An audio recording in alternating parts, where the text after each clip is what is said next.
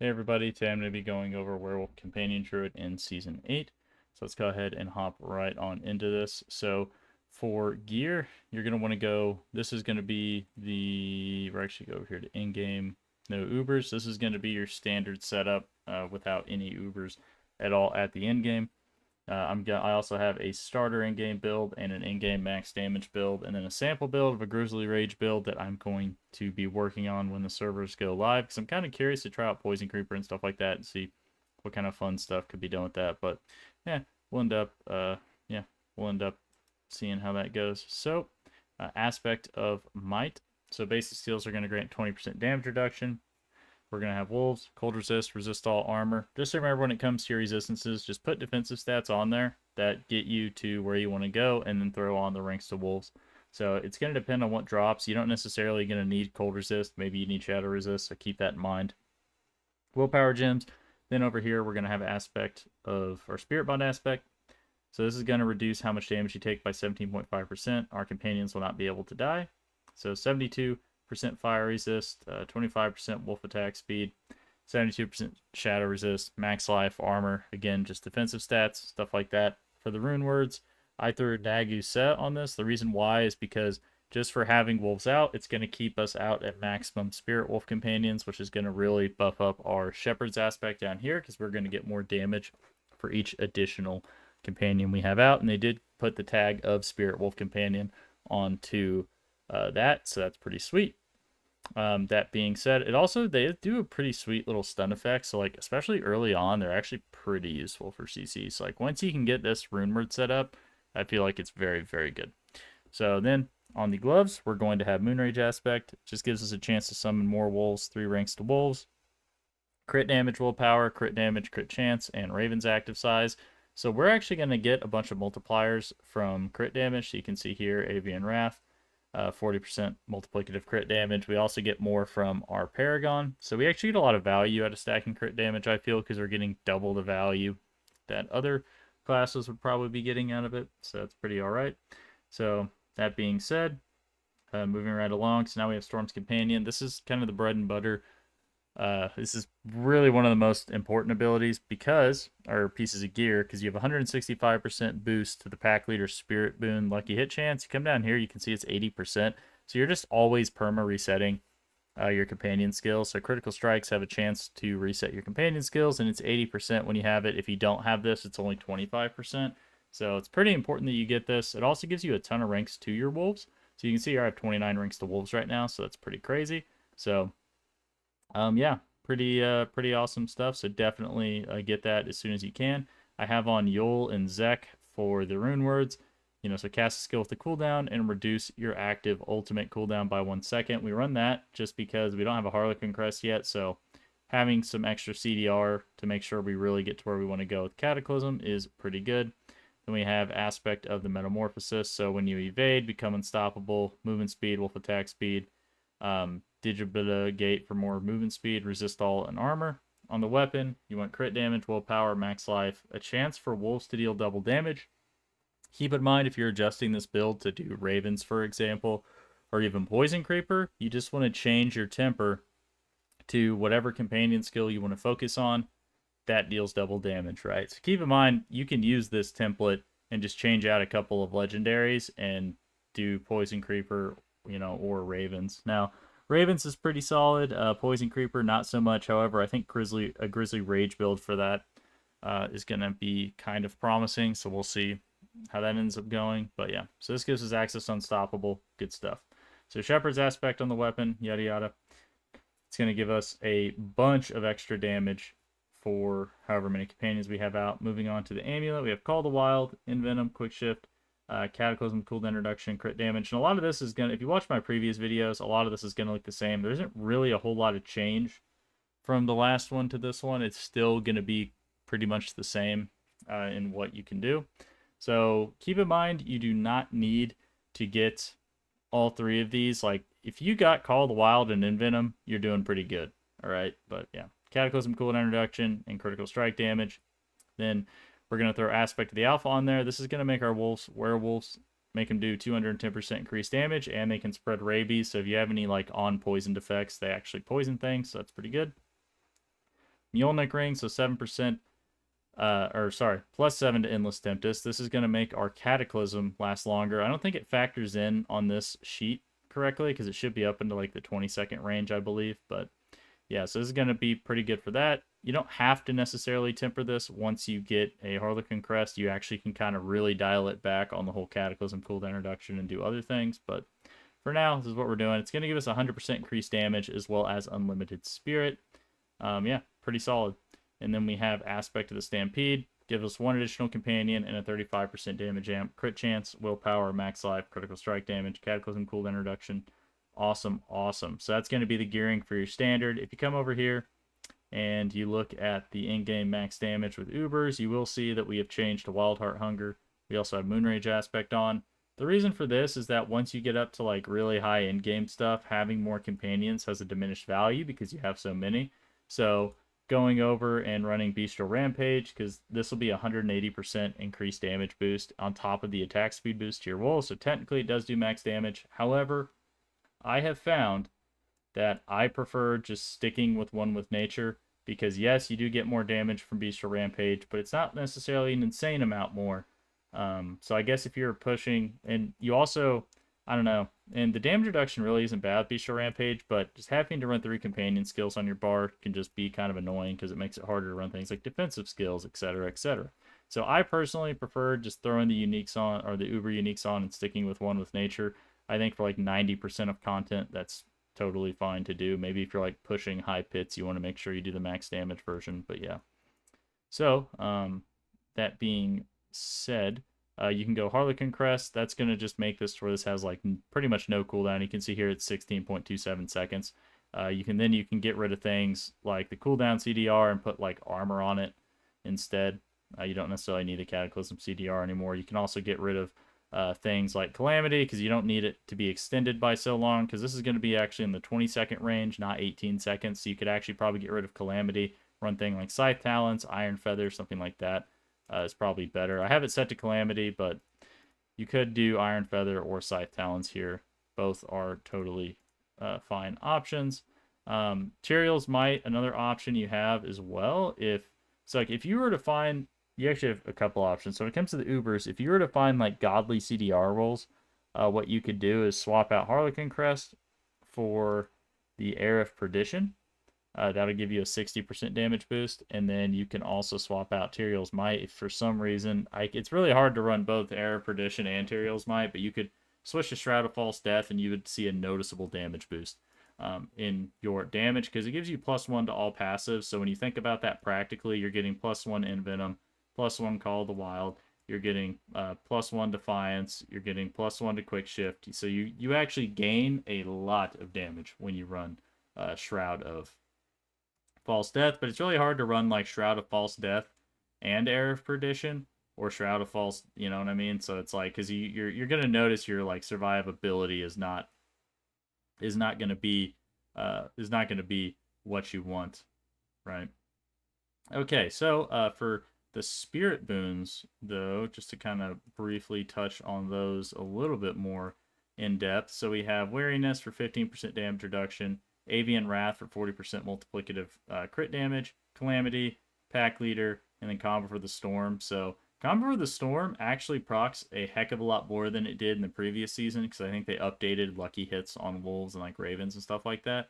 So this seems to be proccing way more than before, which is really nice because again it helps the whole Cataclysm thing. Because until you have a Harlequin Crest, it's going to be challenging unless you get really, really good CDR rolls. Like, you have to get really good CDR rolls for this to be up 100% of the time without a Harlequin Crest. But it's still worth it to run because it is a 100% damage boost, so it's kind of hard to beat that. Okay, so that's going to be the Spirit Boons. Just to go over the boss powers too while I'm at it. So Belial's Eye Beams is what I found to be the best. Yet you're going to get 50% damage reduction. They did reduce the damage of all this stuff in the damage reduction, but it's still going to be 50% when it goes live.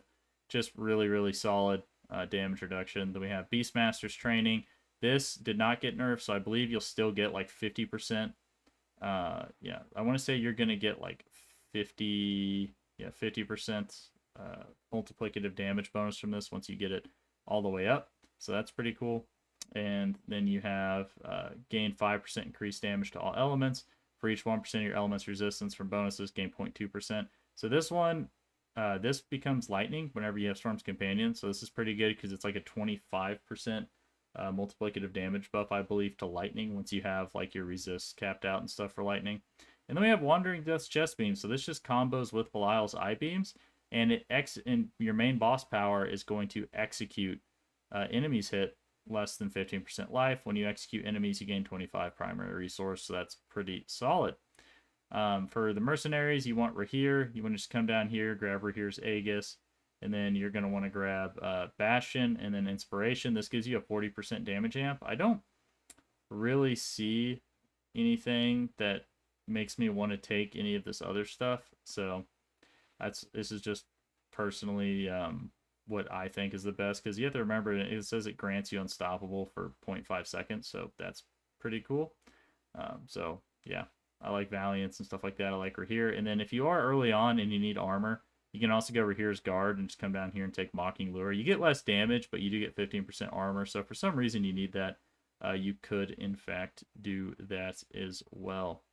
Okay, so that's going to be it for Rahir. So going over the the skills briefly. So when it comes to your main skill and your core skill, you have a couple options. You can go Maul and Shred. So what this does is gives you the ability to dash around more and have more movement. However, it can feel a little clunky, but Maul also is a really good Fortify generator. So if you hit an enemy with Maul, Fortify for 8% of your max life. So I do like this for Fortify generation, stuff like that. But you can also just go Claw, Enhanced Claw. You don't really need Wild Claw anymore, just because, you know, this exists. So, yeah. But then you come over here and take Pulverize, Enhanced Pulverize, and then Primal Pulverize, and you'll get another 20% damage reduction whenever you Pulverize. And I know I have seen in my comments a lot of people prefer that setup just because it feels better. Because you got to remember, not everybody is some Speedy McGee wants to run across the map at like 500 billion light years. And the thing about Shred is it feels very clunky to play. It feels better to play when you actually have like Cataclysm up 100% of the time and stuff like that. But until then, it can feel really awkward because you just run out of Spirit, yada yada. So moving right along, come down here, we have Ancestral Fortitude, so increases your non-physical resistances by 15%. Bloodhowl, I like Bloodhowl because you can actually keep it up a lot more now. They actually changed it to where now it actually proc on bosses. However, so if you were to have something like, Tyrael's Might and a Harlequin Crest, I actually recommend going Debilitating Roar over this because you can have this up all the time. It gives you 40% damage reduction, and it gives you 15% increased damage while Debilitating Roar is active. So if you look over here, and I go over here to like this, the in-game max damage, without any ranks in this, well, I guess there's 4 because of the Harlequin Crest, it's down to 8.7 seconds. So, just saying, not really too bad, especially when you consider you don't necessarily need this Cataclysm cooldown reduction. So I believe, if I'm not mistaken, you can actually go... second here. My gosh, my mouse has just been so weird. Oh wait, never mind. I don't know if you can get a Debilitating Roar here. Yeah, you can't. I take that back. But yeah. But on your chest piece, you can get Debilitating Roar duration and some other things. So yeah, but Debilitating Roar I was finding to be super useful. I think on the PTR I had it down to where I had like a 1 or 2 second cooldown on it. So I'd say pretty darn useful. Overall, but that's mainly more useful because that's like a 20 some odd second cooldown before you actually get, like a Harlequin Crest and stuff, right? So you gotta kind of keep that stuff in mind. It's 22 seconds right here. So Wolves, Enhanced Wolf Pack, Brutal Wolf Pack, Nature's Reach, Humanity, just a bunch of damage amps. 25% increased damage to your wolves, 25% more attack speed with your wolves. Increasing the ranks in it just gives you more damage with them. Call of the Wild, 120% bonus damage. This is going to be one of the first passives you would want to get. It's pretty dang good. And that's also why we get it on the amulet, is because you can get like just 7 ranks in this. So 7 times 12, that's like a bajillion damage. It's a lot of damage. Feral Aptitude, 9% increased damage. This is also why we go like the Digitablet on there, is because we want to keep our movement speed up so we can actually get the full 18%. But until you actually get some stacked movement speed, it can be kind of hard to actually get both of these bonuses. And then Ravens, Enhanced Ravens, Brutal Ravens. This just gives us 2 more Ravens, so we have 5. So we have more for our Shepherd's aspect. And then you can also consider, if you really want to, getting rid of Moon Rage, throwing on Stormcrow's aspect, and maybe even throwing some ranks into this, because this will actually be pretty solid up until the point where you're really pushing, where it's like you have to just kind of focus on one ability to where you're like hard pushing high pits or something like that. It'll help with your AoE clear. Then we have Endless Tempest, increase the duration of Hurricane Cataclysm by 50%. We only really care about that for Hurricane. Then we have Envenom. So you can see here, 60% multiplicative bonus against critical strike damage. That's against poisoned enemies. So really, really good. That's why we also get it on the amulet. 8% move speed there. So Cataclysm. So this is going to give us 100% damage with Mulenic Ring. It's also going to give us access to perma-vulnerabling everything, which is another damage amp whenever you make things vulnerable. So that's nice. Yeah, and Defiance. So Nature Magic skills deal 12% increased damage. Quick Shift, 36% increased damage for shifting back and forth. Heightened Senses, 9% damage reduction, 9% move speed. Natural Fortitude for some Fortify after we Shapeshift. Defensive Posture, 9% damage reduction while fortified. And then one with Nature, 80% damage amp. And we get extra companions. So that's going to be the skills. Like I said, you can adjust them. You know, you can kind of adjust them around a little bit. Like, this one's Bestial Rampage. Whenever you have Wild Heart Hunger, this becomes much, much better. You get more movement speed out of it. You get more damage reduction out of it, so that's pretty cool. But yeah, you can adjust these around as you see fit, obviously. Play however you want. Like I said, I'll be going probably this route and then throwing on some Ubers and maybe changing this over to like Debilitating Roar or something. Once I get to like the super end game, I don't know if I'm really going to try to push any like super high pit keys or anything. I'm more interested in messing around with Grizzly Rage. So, and with that being said, I'll go hop over here and just talk about Grizzly Rage briefly. So they did change this to where you can actually cast companion skills during Grizzly Rage once you have 5 ranks in it. So I'm not 100% certain it's going to be insanely good for ravens or wolves, but if you look, but they changed this so you get 60% increased multiplicative crit damage. So I don't know, maybe ravens could end up being pretty decent out of this. And I mean, I'm not, because it's hard, right? Because you end up losing other things, right? So you're gaining 75% damage here, the max, but it starts at 60, so you're not even getting like the 75% right out the gate. And then you get 60% increased multiplicative crit damage bonus versus just getting unlimited spirit, vulnerable, because you actually have to find another way to make things vulnerable, etc., which there are other ways to do that, so that's not that big of a deal. But yeah, plus the 100% damage, so it's like, I don't know, it's kind of hard to tell. I'm actually going to have to go in, test it out. I wasn't able to test it out on the PTR. I didn't have enough time, but on my hands, because I've been working in an absolutely insane amount lately. So yeah, but that's pretty cool. And then if you look over here, so we go Grizzly. So like here it says increase poison damage by 120%. This is interesting when you think about Poison Creeper or Rabies or something like that, because you could switch this over to Poison Creeper. You could throw this on your amulet. Now you have a 180% damage amp, so it's actually pretty similar to like what Wolves does, right? Like then you also could swap out, instead of Moon Rage, you can go this Rabies one, and then you're going to get 50% multiplicative increased damage to anything affected by your Rabies. So you're actually looking at Poison Creeper having some pretty intense poison damage buffs. And then when you also look at this one, and this is the other thing that makes it a little awkward to run Grizzly Rage with Poison Creeper, is you really need to run Shred, because so Shred's third attack increases your poisoning damage by 150% multiplicatively. So you're like, Poison Creeper actually has some pretty serious multipliers now. So I'm going to have to test that out once we go live. It's probably going to be the build that I try to do right off the bat, because I'm more interested in this build than just because I've played Companion Druid like every season, and I can tell it's just going to be exactly like it was last season when it comes to Wolf Companion Druid. But this whole Grizzly Rage thing kind of interests me, so I'll probably spend a decent amount of time when I do play messing around with that. And I'm kind of curious too about overpowering. I don't even know if poisons can overpower. I honestly haven't looked it up, and this is kind of interesting too. It says crowd control and critical strike, so it's like, does that mean that Poison Creeper can crit? Because I was under the impression that poisons couldn't crit, but I don't know. Maybe I'm wrong, but you know, if this increases critical strike damage, you might see a pretty insane turbo poison creeper build going on. The only issue is we are losing like the execute that we had last season, that allowed things to just kind of die, which kind of sucks. But yeah, but they did change the sinister constricting tendrils to where it does an 800% poison. So when you think about all just the general damage amps we have for this too, it's like, there could be some interesting poison stuff going on this season, maybe. I don't know.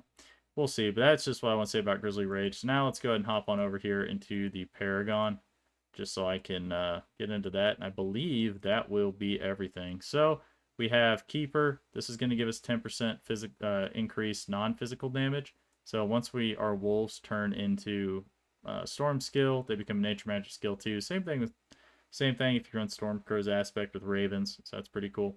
Then we come up here, we're going to get Untamed, 80% multiplicative damage, Wilds, 130% increased passive damage for our companions, and a bunch of additive damage for our companions, and a 15% increased crit damage amp. So go over here, we're going to get 10% increased nature magic damage, another 10% from the legendary bonus, and a bunch of extra stats from the bonus to all magic nodes. And then we're going to come up here, grab Thunderstruck. This is going to give us a 60% multiplicative damage amp to our wolves. Come down here to Heightened Malice. So 35% increased damage plus an additional 5% for each additional poison to enemy, up to 4. So pretty solid. And then we just get a ton of crit damage here. So for every 5 dexterity purchased within range, you deal 33.4% increased critical strike damage. Critical strikes increase the amount of damage the enemy takes from you by 15%, plus another critical strike damage amp. And then come down here, and you can see another critical strike damage amp on top of 25% increased crit whenever we shapeshift, which I think is pretty good at pretty much all stages of the game because it helps you get to 100% crit easier. I do think you also could maybe swap it out though later on if you wanted to just get more damage reduction while you're fortified or something like that. Like you could, or maybe even poise, increase damage by 10%, but you get a barrier whenever you shapeshift, right? Like there's other things that you can change it to if you're not feeling the crit. But then Lust for Carnage, deal 50% increased damage with Werewolf skills. So I believe that might only activate when you use the active on this. So there could potentially be an argument to maybe run the Sinister Tendrils here, just because this is a nature magic skill. It's like getting 35% damage all the time versus getting 50% increased damage on the active, you know? It's kind of a trade-off. But then again, I don't know. They might have actually changed this because I haven't tested it. I don't, now I think about it, I don't know if I tested it to see, because they did some updates to like lucky hits and stuff and how things interact with companions, I believe. So it'll be interesting. It'll be interesting to see how things go. But also when it comes to like choosing the side things, just get the glyph, move on. Get legendary node, get glyph, move on. Get glyph, get legendary node, move on. Don't worry so much about getting the side stuff unless you need defense. If you need the defense, go ahead and pick up the defensive side stuff. Don't worry so much about like anything that gives like a whole lot of damage, because getting to the multiplicative damage increases will probably be better than just getting these smaller ones. But then after you get all of them, you can go back and just start getting, you know, your resistances, extra max life nodes, stuff like that. It's honestly pretty simple what to choose. Like just grab everything. By the time, if you just farm to level 300, you will literally have every single node like in your Paragon trees, or really close to it. So when it comes to like the rare and magic nodes, they really simplified that down. All right, well, I think that's going to do it, guys. Thanks for watching. Like, subscribe, want to see more, and I will see you next time. Hopefully, I will be able to get some more videos out. I've been working pretty heavily this year, unfortunately, but I will do my best. And I also was going to make a video just updating about some other stuff I was going to tell you guys about. Anyways, guys, thanks for watching.